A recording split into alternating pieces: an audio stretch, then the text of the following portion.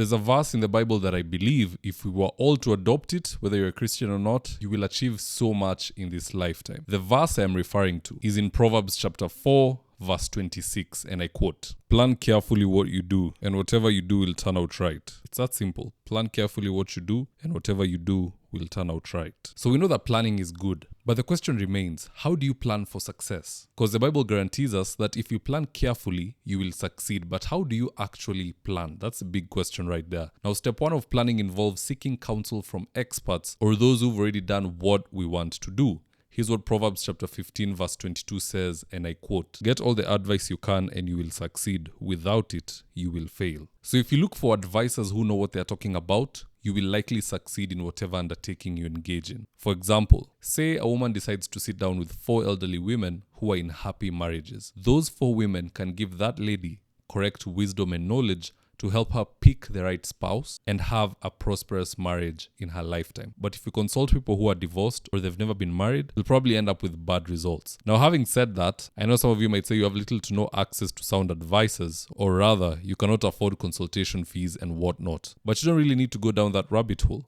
I say this because the greatest advisor of all time is God. And the cost of talking to God is prayer. And last I checked, anyone can pray and God will answer. The only problem with us human beings is that we expect an angel with a literal scroll to read God's response to us, like in the Roman days where they'd say, "Hear ye, hear ye."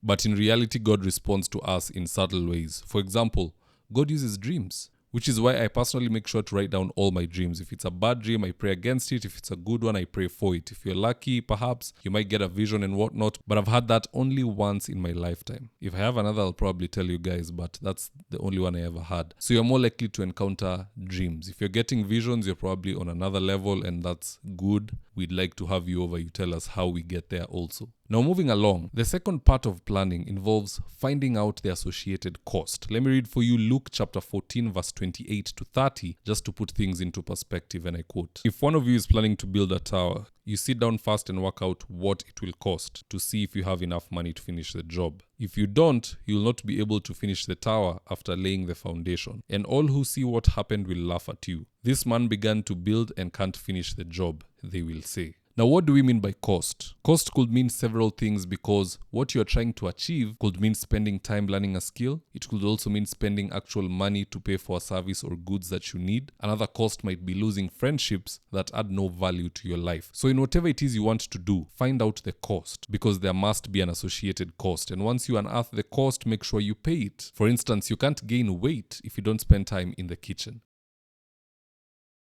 You equally can't find a good wife or husband if you don't actively work on yourself so that you attract the person you want. Now, what other biblical ways of planning could I have left out in today's segment? Just let me know in the comment section below. I'll do my best to read it, and hopefully we can inculcate that in the next episode. Now, if you enjoy this kind of content, you can subscribe on YouTube at High Altitude Ministries, or TikTok or Facebook or Instagram, but priority goes to YouTube and TikTok because that's where we're most active as of now. As soon as we get someone who can do the social media managing, then we'll be rolling out this same content on the other micro platforms. Having said that, bye-bye.